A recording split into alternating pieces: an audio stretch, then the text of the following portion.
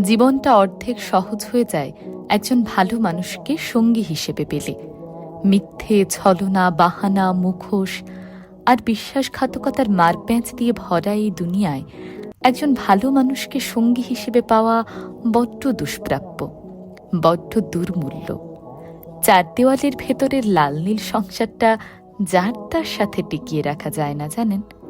জীবনটা তছনছ হয়ে যায়। শেষ বয়সে গিয়ে মানুষের রূপের অহংকার থাকে না, অর্থের অহংকার থাকে না, প্রাপ্তির অহংকার থাকে না, সফলতার অহংকার থাকে না।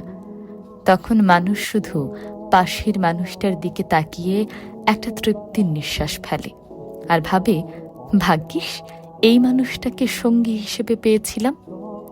আমি মনে করি মানুষ যতটা অন্যান্য সফলতাকে, প্রাপ্তিকে উদযাপন করে, তার থেকে অনেক বেশি উদযাপনের হলো একজন সঠিক মানুষকে সঙ্গী হিসেবে